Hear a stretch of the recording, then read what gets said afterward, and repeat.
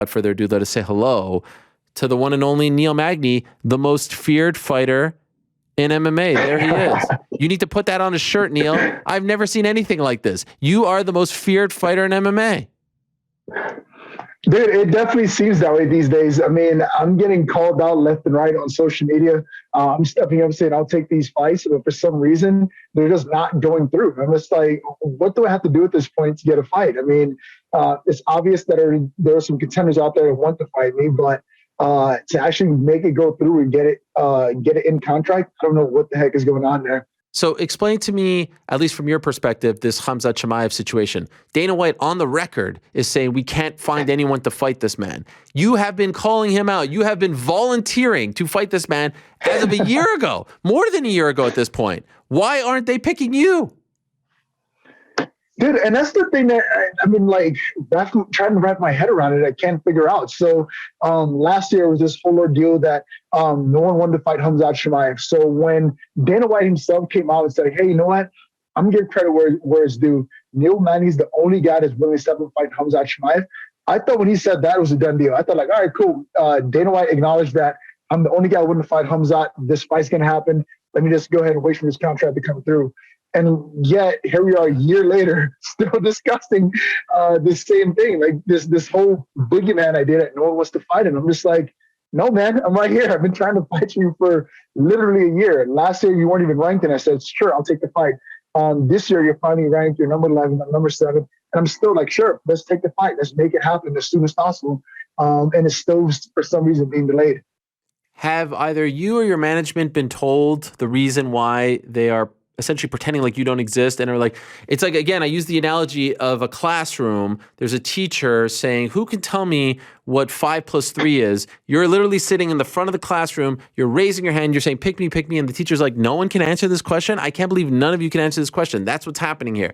Have you been given a reason as to why? No, I haven't been given a reason as far as like if it was a schedule with a conflict with the schedule, as far as like they couldn't get us to line up on a schedule where it would fit. I just like I didn't get an actual reason why this fight never took place, and that's the most frustrating part about it all. Like it's he seems to be as if he's in shape, he seems to be training, seems to be ready for a fight. So I don't see why this fight isn't booked anywhere from like a week away to a month away kind of thing. Like, you know what I mean? Like it's he's one of those guys that claims that he's ready to step up and fight any given moment. But here we are trying to make this fight happen, and for some reason, this is not taking place. And it puts me in like this like weird dilemma where I'm constantly stepping up saying I'll fight this guy. Everyone else is saying like no one was willing to fight this guy. And I kind of feel like I'm going against the grain here. I'm like, all right, cool. If you want to promote this man as being a boogeyman that everyone fears, I understand that. I can step out of the way and I can just go sit down somewhere away from my opponent. But if you're saying that no one's willing to fight this guy and I'm saying I'm willing to fight him, then I'm just like, what else do you want me to do? Like, right. I raised my hand time and time again. What else can I possibly do at this point to make this fight happen? Ultimately, who do you think doesn't want this fight to happen? Do you think it's the UFC or do you think it's Khamzat? So basically what it comes down to, I think it's nitpicking. Like, you know what I mean? Like if because it's not just Khamzat, it's with the other guys in division as well. I mean, I've seen it with Bilal Muhammad, I've seen it with Gilbert Burns, and I've seen it now with Chimaev, where these guys will be very vocal about like, yeah, I want to fight Neil Magny. And I'm like, oh yeah, let's do it. Let's step right up and make this fight happen. And then for some reason, that fight doesn't go any further than that. In my opinion, what I believe is happening is that management, coaches, whomever else behind the stage are kind of like trying to pick the ideal matchup for their guys. And it's just like, all right, maybe this is not the best fight for us. It's a risky thing. It's like, I don't necessarily bring this like huge payday for a guy. I'm not a Conor McGregor that's going to like change your life by fighting me. And some of these guys that are on a 5-fight win streak, 3-fight win streak, undefeated or ranked number 2 or 3 in the world, like in their management eyes, it doesn't seem like a smart move to fight me. But in this situation with Khamzat, no one in the top 5 is going to fight this guy. They tried to schedule Leon Edwards to fight. It fell through. Gilbert Burns came out and said he's not fighting him. Nate Diaz shut it down. All these guys is probably shut down the fight against Khamzat. So the fact that it's not being booked or I'm not being reached out to take this fight, I had no idea what's going on with this. So weird. What do you make of their, their desire to book him against Nathan Diaz? What do you make of that? I mean, I was literally scratching my head trying to figure that one out. I mean, at first I was just like, okay, like what exactly does that necessarily do for a guy in his position? Like, I mean, does beating Nate Diaz say, oh yeah, this guy's ready to fight for a title, or like, you know what I mean? Like, or is it a situation that he's not able to build his reputation, build his record, build his kind of fan base more by finding a guy Nate Diaz? When I saw that fight become a possibility, I was literally scratching my head trying to figure out, like, how does that make sense? What does that do for anyone? How does that even line out? But at the same time, like, all right, I'm not a promoter, I'm just a fighter. These are things that don't have to make sense to me, but if it makes sense to them and it gets them a bigger fight down the road, then by all means, go ahead and book it. But it's definitely not because of lack of opportunities for guys willing to fight him. Well, I'll tell you why it makes sense to them. Last fight of his deal, Khamzat's coming up. Nate's a big name. This is an opportunity to get Khamzat a win off of a massive name on his way out, hurt his leverage as he goes into free agency. I mean, it's a business move trying to make this fight. For sure. Yeah. Okay. Yeah, and those are the things I try to understand and wrap my head around. Like with the Bilal Muhammad situation, like I completely understand that, like, his management choosing to fight Wonderboy over me, it was a smart business move. Like, he's ranked number 10, I believe. Wonderboy's ranked number 5. If you have an opportunity to fight the number 5 guy and skip the number 7 guy, why mess around and fight the number 7 guy at all? Just skip your way to number 5. So, like, I definitely understand some of these business moves that are taking place and that kind of thing. But and when we go back to this Hamza situation, I just can't wrap my head around it because all these guys are already saying, no, it's not happening. Nate Diaz shut it down. Gilbert Burns shut it down. Everyone in the top 5 shut it down. So at this point, I'm just like, what else do we need to make this fight happen? I mean, I think all the everything points in the direction of Hamza and I fighting one another, but for some reason it seems to be not the fight that they wanted to make. The amazing thing is, in every other weight class, when you have a guy who's 7, that guy who's 7 always wants to fight 6, 5, 4, 3, 2. And then the guy who's 11 is trying to fight the guy who's 7, but they're having a hard time getting the guy who's 7 to fight the guy who's 11. In this case, it's not only the guy who's 7 who wants to fight 11, it's the guy who's 7 who wants to fight the quote-unquote scariest guy in the sport who no one wants to fight, and they're still not picking him. That's the part that drives me nuts. Now, by the way, you haven't fought since May. Why haven't you fought? Yeah. And correct me if I'm wrong, you don't have anything booked as of right this minute as well. Why haven't you fought in the last 7 months? As of now, I have nothing booked. I was scheduled to fight December 18th, and then my opponent ended up pulling out that fight with the injury. So I had roughly 9 weeks of notice going into that fight. So it was booked way back in like September sometime. And I was scheduled to fight that guy. But like as soon as the email came through, contracts came through, the very next day, I get an email to say that he pulled out the fight, doing a replacement, and they're going to try to keep me on the December 18th card. That ended up not being the case and not happening. So I was ultimately just pulled from that fight altogether. And so we rescheduled something in the future. But it's a weird position to be because, like, at the end of the day, I'm not a victim. I understand that, like, it's a business and there's different things to be done and that kind of thing. But it definitely is frustrating when you're the guy willing to sign up, willing to work, willing to get out there and do it. And it's just like, oh, yeah, not right now. We'll have you fight somebody else. I'm just like, well, what are we waiting on? Like, let's make something happen. Who was that guy that you were supposed to fight on December 18th? I mean, it fell through. It was supposed to be Daniel Rodriguez. He and I were scheduled to fight December 18th. He ended up pulling out with an injury. So that fight ended up falling through, but I just wasn't able to get someone to step up and replace him. Daniel Rodriguez, is he even booked? Sorry, is he even ranked? No, he's not.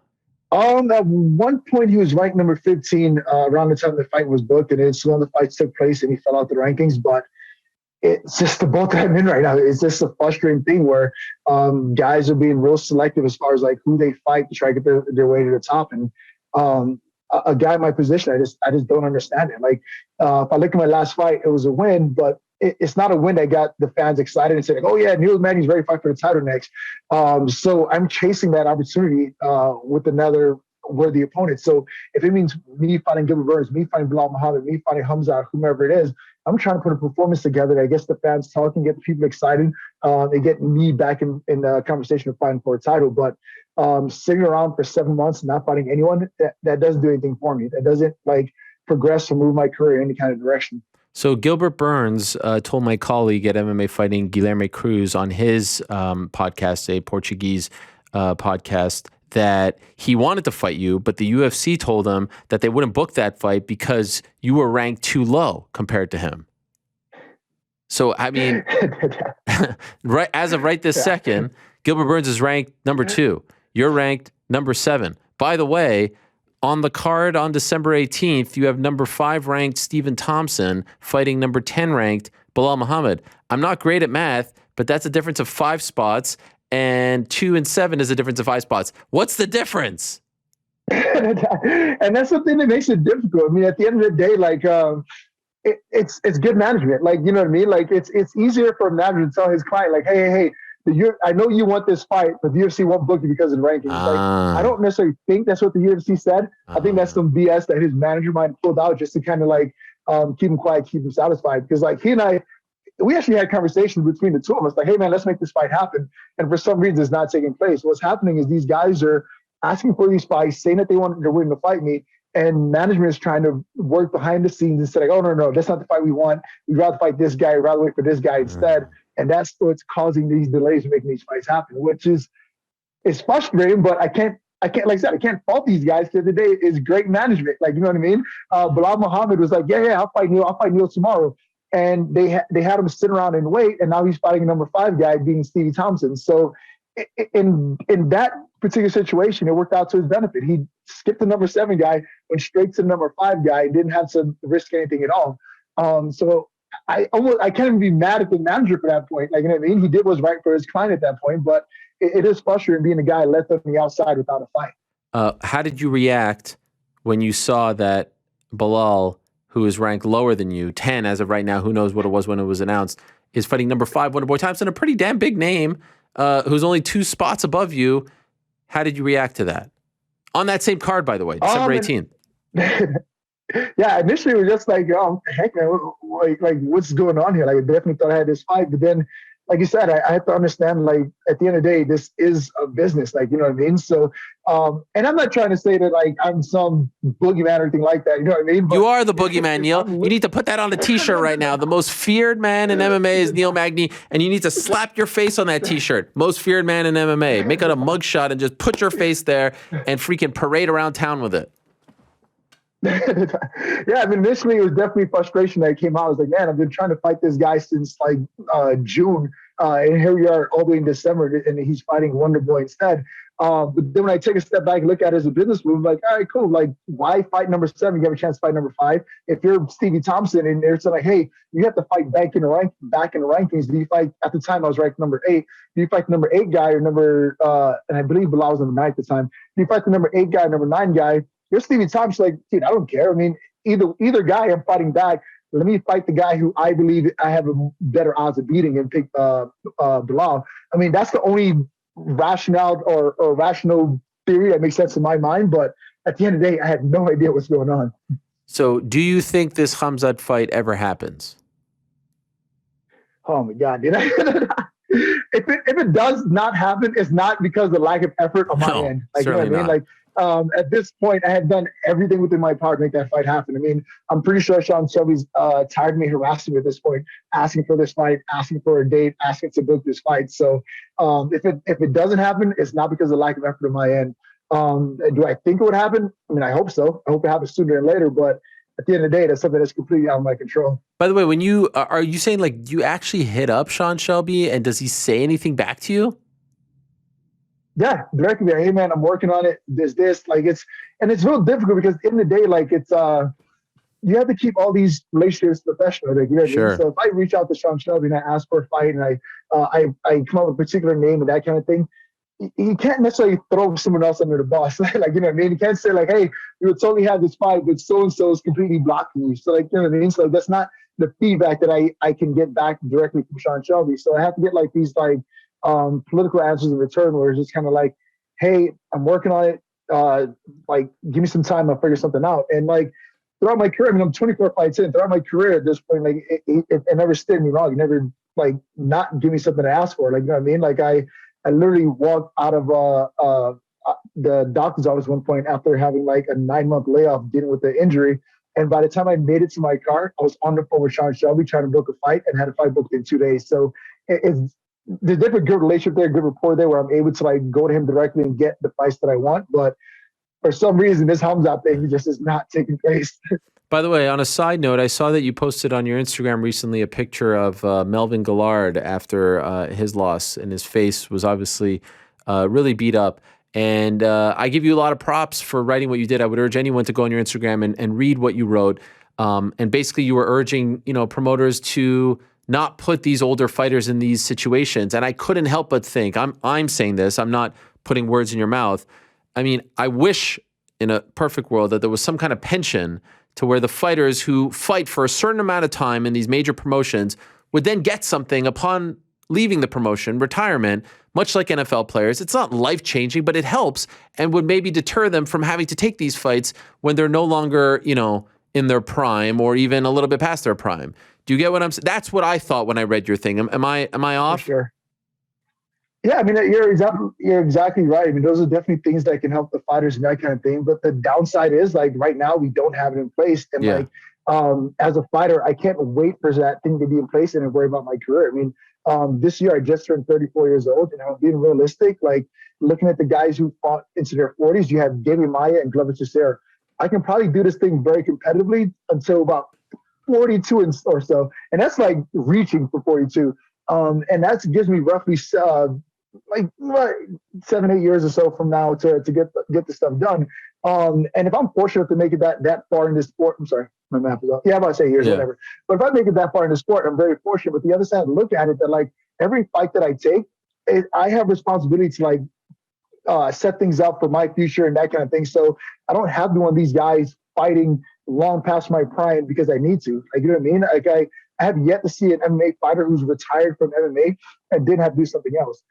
George St. Pierre arguably is the only guy to have done so far, but even he came back and fought Bisping when the opportunity seemed like perfect for him.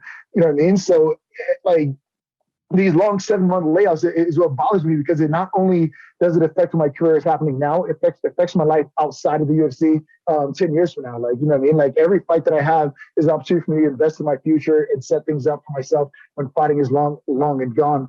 But having these long 7-month layoffs in between where I can't necessarily devote my time and attention to something else, it kind of puts that retirement plan for myself off. I mean, even today, for example, like next week you have Wonder Boy fighting Bilal. If we notice anything throughout this year that some fights been pulling out the week of or whatever else because of COVID or 1,000 other reasons, I'm dieting and training as if I can fight next weekend. Wow. Like, you know what I mean? So my life is literally on hold until those fights for the summer 18th happens, and then I can like take a breath and like, all right, let me go ahead and book something for January, February, or March of this next year. But it's a frustrating place to be when I can't get something booked immediately, because it's not just like the immediate future 5-6 months from now. It's what's going to happen 10 years from now when I'm done fighting. I don't want to have to be that guy taking a fight for a paycheck just because. Right. You know what I mean? So it just, I don't know, it just adds more fuel to fight to find an opponent and keep moving towards up the ranks to get close to that title shot. Man, I feel for you. I feel for all fighters. There are many who are in your position. This is great stuff. I hope you get the fight, Neil. Tell us right now, look into that damn camera and tell Khamzat, say something to Khamzat. Let's go. Send a message to Khamzat Chimaev. Khamzat, you know exactly who I am. You know exactly how to get a fight against me. Let's go to make this thing happen. The whole idea of you not having an opponent, not being able to find an opponent, we all know is BS. Let's go ahead and make this fight happen. And meet me out together. Let's make it happen. Let's go, Neil. Let's go, baby. I saw him call you. Did he call you skinny boy? I saw him call you skinny boy, right? Did he call you that? Yeah, dude, and it's like skinny boy. I'm like sitting there thinking to myself, like, what to respond? I'm just like, wait a minute. We're both 6'3", and we compete at 170 pounds. You do realize we have the exact same body frame, right? Like at that point, I was just like, I literally was like on my tablet, like about to tweet something out, and just like, what am I doing, dude? I'm not wasting time in this nonsense. Like skinny boy, seriously? Like, well, it's also crazy. Like, you're not taking the fight. They're not booking the fight, and yet there's these. I mean, this is crazy. I think he wants. I don't think for a second that Khamzat Chimaev doesn't want to fight you. Just for the record, like I think if they sent him the contract, he would take the fight. That to me is the most baffling part of this. Why is the UFC so hesitant to book this fight? Why? Yeah, I mean, and that's the thing that makes it difficult, because at the end of the day, I don't think it's just UFC. I think it's UFC and management. Like, you know what I mean? Like, if you're Khamzat Chimaev's manager, you have a gold mine on your hands. Like, you know what I mean? So you have to be very cautious in how you approach that thing. Like, if you can have Khamzat sit out for a year and then fight for a title even without fighting anyone ranked in the top 10, you'll potentially do that. Like, you know what I mean? And like, he has enough hype behind him where he can possibly do something like that. I would hope it doesn't happen that way because you're slapping the face to everybody else. But I've seen crazy things happen before. But I think it's more so management playing calls or pulling cards and pulling strings to get things done for their clients, more so than the UFC trying to, like, I don't know, put this guy on the shelf and preserve him for the right moment kind of thing. I really do think that. I mean, just from my experience with Bilal and Gilbert Burns, I 100% think it's more so management than it is UFC. Interesting. All right. Well, keep fighting the good fight, Neil. I hope you get this fight. I would love to see it. I would love to see it come to fruition. It makes all the sense in the world from a ranking standpoint, from a style standpoint, from an everything standpoint. So I hope that your pleas go answered and that we get this fight in 2022. Thank you so much for coming on, and all the best to you, my friend. Awesome. I appreciate you opportunity to talk about this fight and get things out there for it. Let's go. Let's go, Neil. All right. All the best and good luck. Hopefully we get that fight sooner rather than later. Let's go. Come on. Number 7 against number 11. In what universe does this fight not make sense?